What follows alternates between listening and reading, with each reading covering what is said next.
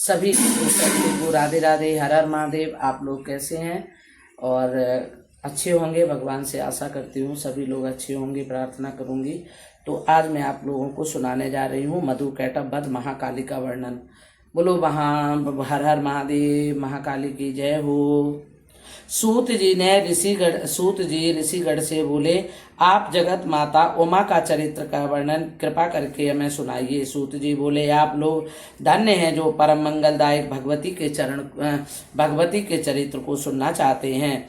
स्वारोचित मनमंतर में एक राजा हुआ, उसका जिसका नाम विरत था। विरत के पुत्र का नाम सुरथ था। सुरथ बहुत ही पराक्रमी और तेजस्वी था। दूसरे देशों के 9 राजाओं ने मिलकर सुरथ पर आक्रमण कर दिया था और उसके राज्य पर अधिकार कर दिया। इस पर सुरथ एक वन में मार्शकी मेधातिथि के आश्रम में जाकर रहने लगे। वहां पर एक वैश्य भी घर से दुखी होकर वहां पहुंच गया। राजा सुरथ ने वैश्य का परिचय पूछा तो वह अपनी आंखों में अश्रु भरकर दीन दुखियों की तरह बोला, मेरा नाम समाधि है, मैं जाति से वैश्य हूँ। मेरे पुत्र पौत्रों ने धन के लोभ में मुझे घर से निकाल दिया है।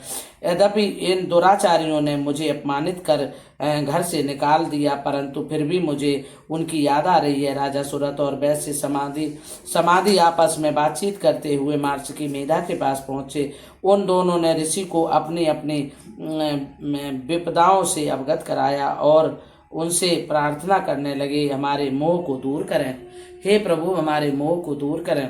ऋषि मेधा ने कहा, हे राजन, सबके हृदय को आकर्षित करने वाली शक्ति रूपा देवी वह संसार की रचना, पालन तथा संहार का कार्य करती है। यह सुनकर राजा सुरथ पूछने लगे, हे स्वामी, ये महामाया शक्ति रूपा देवी कौन है? कृपया हमें बताने का कष्ट करें। ऋषि बोले, प्रलय के समय भगवान श्री हरि शेष शैया पर योग निद्रा के अधीन शयन कर रहे थे। उस समय भगवान श्री हरि के कान के मैल से मधुकैटभ नाम के 2 दैत्य उत्पन्न हुए। श्री हरि की नाभि से कमल और कमल से ब्रह्मा जी प्रकट हुए।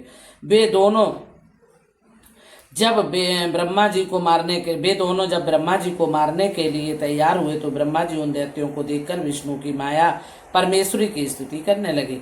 वे बोले, हे महामाये, मेरी इन राक्षसों से रक्षा करो, इन राक्षसों से मेरी रक्षा करो, आपको मेरा बार बार नमस्कार है। ब्रह्मा जी की स्तुति से प्रसन्न होकर महाकाली फाल्गुन शुक्ल द्वादशी को श्री हरि के मुख एवं नेत्रों से प्रकट हुई। उसी समय भगवान श्री हरि जी जाग गए।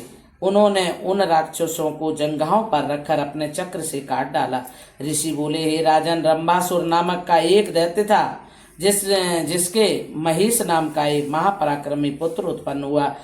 उसने सब देवताओं को हराकर इंद्र को परास्त कर दिया था और स्वयं इंद्र बन गया। सब देवता और मुनि मिलकर ब्रह्मा जी के पास गए। ब्रह्मा जी उन्हें भगवान श्री हरि के पास ले गए। भगवान शिव जी के पास फिर श्री हरि भगवान शिव के पास ले गए। देवताओं द्वारा महिषासुर का वृतांत सुनकर भगवान शंकर और श्री हरि क्रोध में भर गए।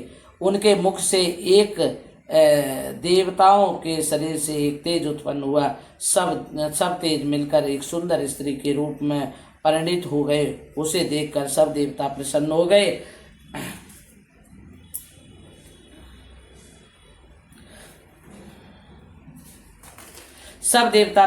गए। सबने मिलकर नाना प्रकार के आयुध और आभूषण उन्हें प्रदान किए। उनको प्राप्त कर महादेवी ने घोर अट्टहास किया, जिसके कारण सारी पृथ्वी और आकाश गूंज उठे। उसी अट्टहास